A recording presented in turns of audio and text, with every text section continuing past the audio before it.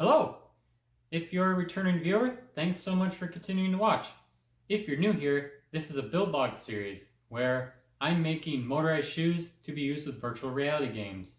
The motorized shoes keep you in the same spot as you walk forward or backwards or side to side, so that if you're playing a virtual reality video game, you'll stay in the same spot in the real world as you walk around, but you can walk infinitely in the game. In this series, I share my weekly progress, the solutions I come up with, the problems I run into, and then the solutions I come up with for those problems. Here's what I'll be going over in this video. First, a short 3-minute overview of what I did this last week. This past Monday, Jim from the Edge of Tech had me on his show, his weekly show, community showcase. And we talked about 3D printing and the VR shoes and CNCing. The 3D misprinter joined us for a little bit. So if you're interested in that sort of thing, where we just talk about 3D printing and CNCing and VR shoes and all kind of stuff like that, then check it out on his channel. I'll leave a link to it in the description. Over the past week, I've been pretty busy, but I got to do some designing. These are some of the Omni wheels that I have been experimenting around with and designing to try and make them as small as possible, but not bumpy. This one on the left is actually the Omni wheel that I used in the design that's shown in videos 1 through 10, the second to last design.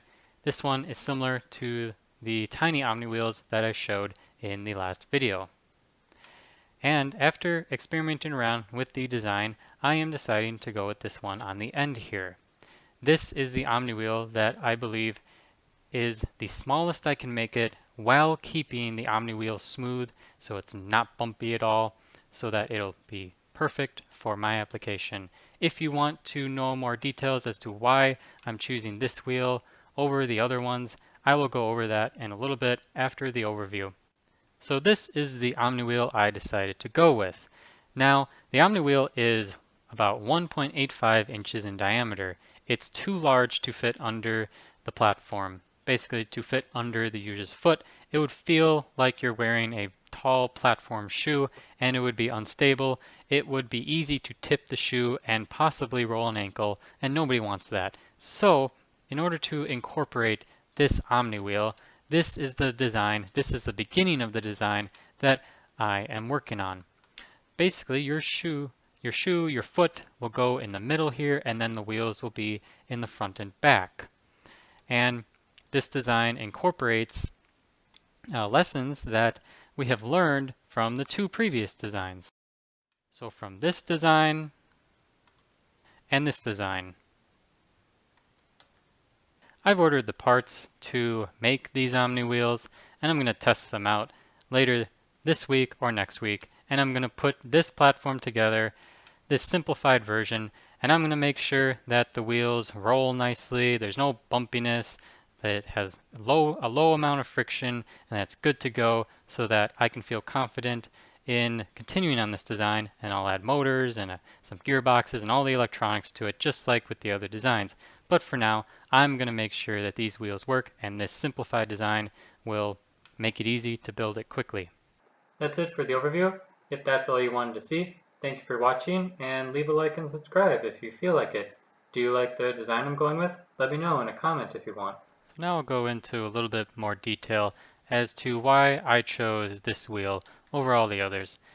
First, these 2 on the end, one of my goals is to make the Omni wheel as small as possible, and with 4 different sets of wheels, it just wasn't going to happen. I could make them smaller by just having 3 sets of wheels, and it would be just fine. At least I think so. We'll see this next week once I actually put this one together.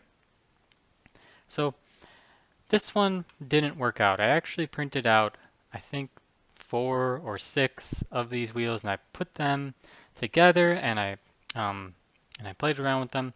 They were still bumpy. Here's the test prints that I mentioned, and yeah, that's what it looks like. I tried to make the rollers a little bigger, and then here, I can feel that they're still bumpy, so they won't really work.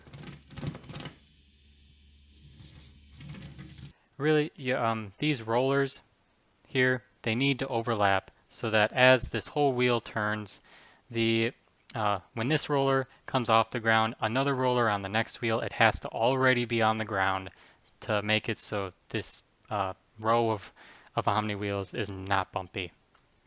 But they're almost overlapping, but they're not quite. Plus, two, they don't stick out a lot. These rollers don't stick out very much at all. And when there's a lot of weight on the wheels, the plastic tends to hit the ground, especially when, especially in this situation where a wheel is here and a wheel is here. There's no wheel in the middle here. On this side, the plastic will hit the ground.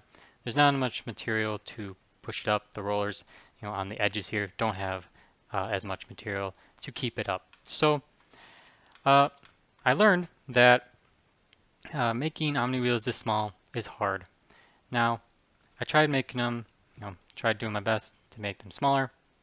As you can see, I wanted to see if I could make this part, these three parts, smaller, but they're pretty much as small as they can be. You can see there has to be a little bit of room to hold the shaft for the roller in place. And I don't really want to make that any smaller because then this will get too small to 3D print.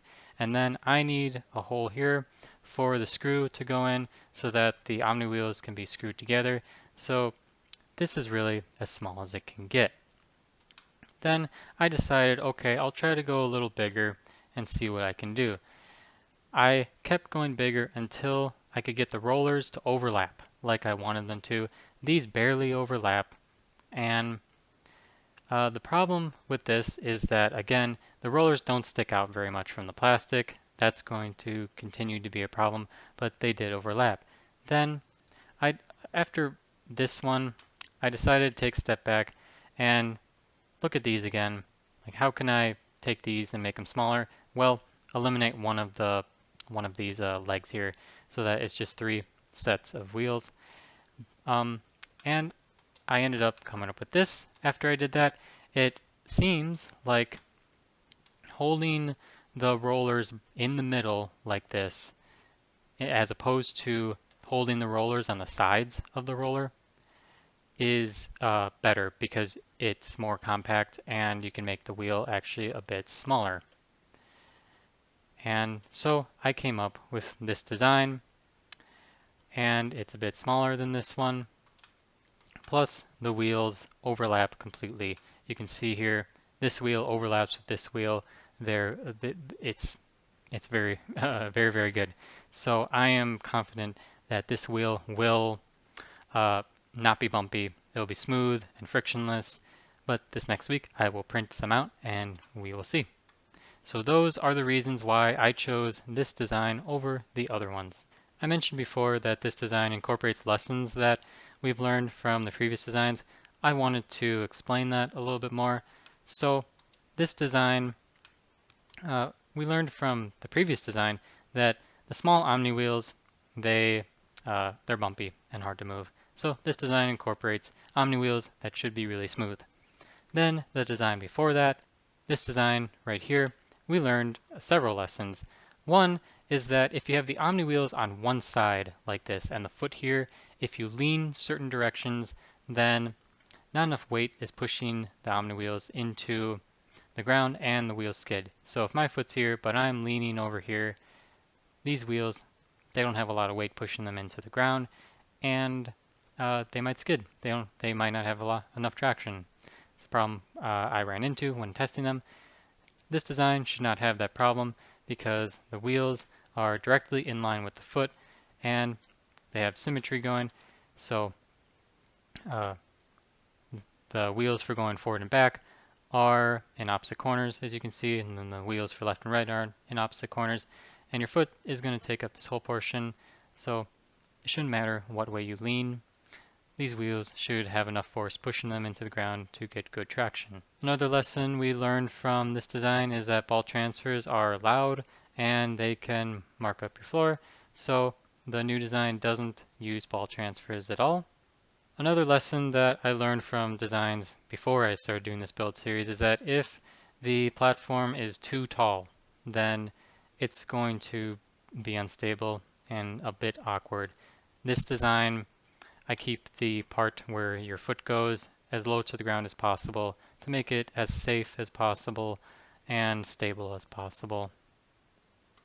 This design should have some more room than the other designs too, to do some stuff here and then additionally on the side. So I could maybe have some gearing here and here, or have a motor back here. So there will be more room to do things like gearing in this design. It should be easier. The only thing I don't like about this design is that it's longer. It's longer than the other designs. It's gonna kind of look like a ski maybe, but I don't think that's a huge deal. You should still be able to walk forward and backwards and side to side. But what do you think?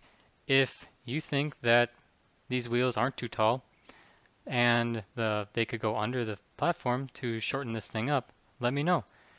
I calculated that if these wheels would go under the platform, then the wheels plus the platform plus the binding plus the user's shoe, all of that added up together would be about 3.5 inches. Your foot would be 3.5 inches from the ground. Do you think that's too much? Or do you think that's fine and that I should pursue a design that is shorter? Also, do you think that this design is too long? These on the end here, they're about 3.75. I figure I might need to make them up to 4.5 to cover everything up, and for chains and sprockets to go across them. So let's say 4.5 inches on either side of your foot. Do you think that's too long, or do you think that's fine? Okay, that's it for this video. This next week I'm going to try to build this thing. If you like the video and if you feel like it, leave a like and subscribe. And I'll see you next time. Thanks. Bye.